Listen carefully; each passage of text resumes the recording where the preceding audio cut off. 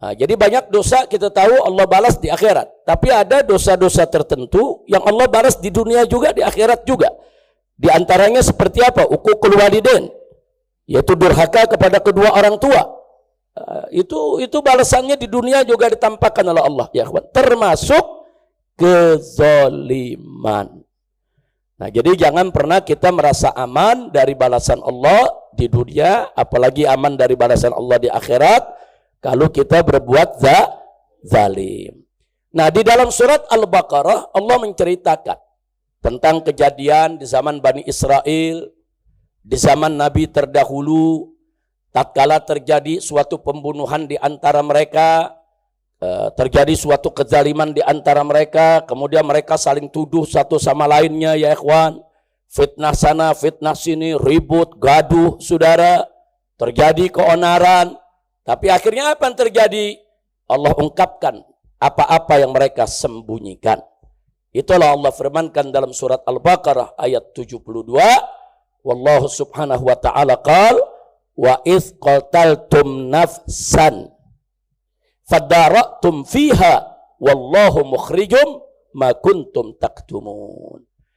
Jadi Allah ceritakan tatkala saat kalian itu membunuh satu nyawa, membunuh seseorang, fadara'tum fiha, kemudian kalian saling tuduh menuduh di antara kalian, membuat isu, membuat berita-berita hoax, membuat serangkaian fitnah. Nah, apa mereka pikir Allah itu tidur? Allah tidak tahu. Di akhir ayatnya Allah katakan wallahu mukhrijum ma kuntum taktumun, dan Allah mengungkapkan, Allah menyingkap, Allah mengeluarkan apa-apa yang kalian sembunyikan. Akhirnya ketahuan, saudara, apa masalahnya dan siapa yang melakukan pembunuhannya. Jadi ini pernah terjadi di zaman Bani Israel, di zaman Nabi Musa alaihissalam. Tapi kenapa ini diceritakan oleh Allah dalam Al-Quran?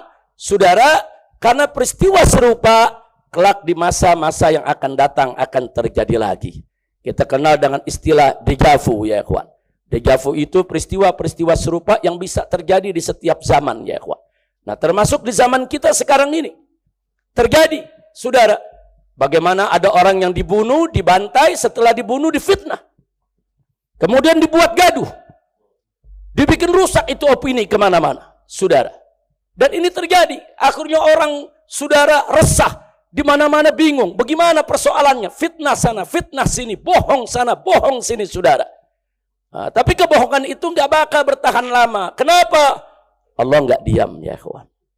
Kalau ada hamba-hamba yang dizalimi, Allah tidak diam.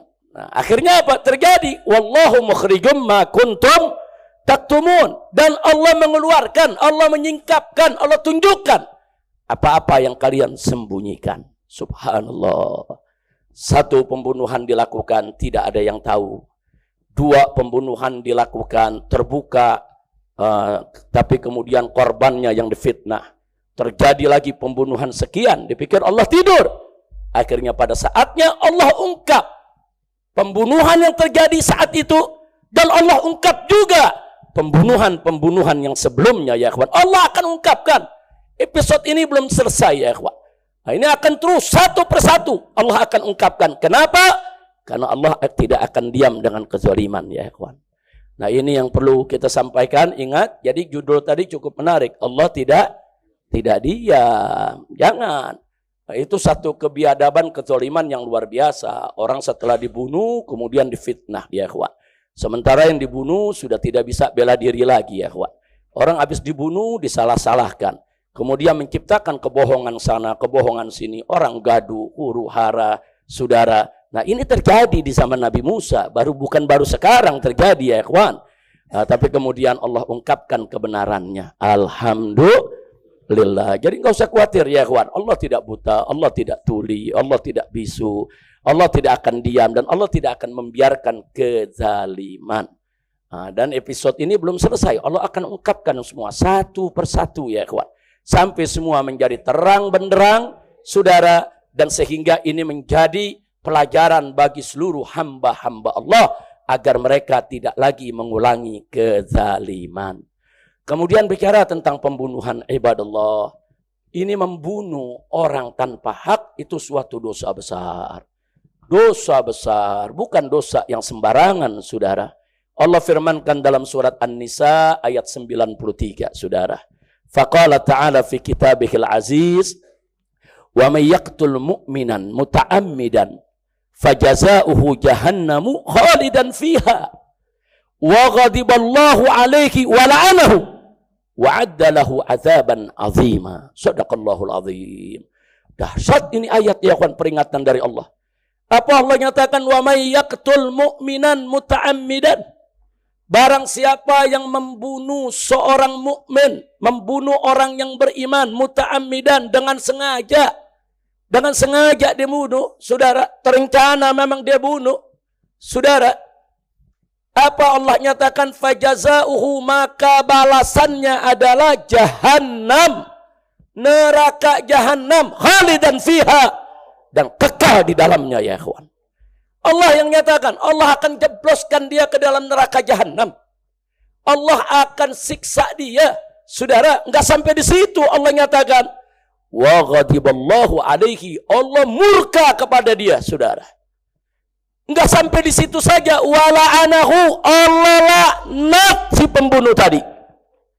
Dan enggak sampai di situ, wa addalahu adzaban azima, Allah siapkan untuknya di akhirat sana azab yang begitu besar ya ikhwan.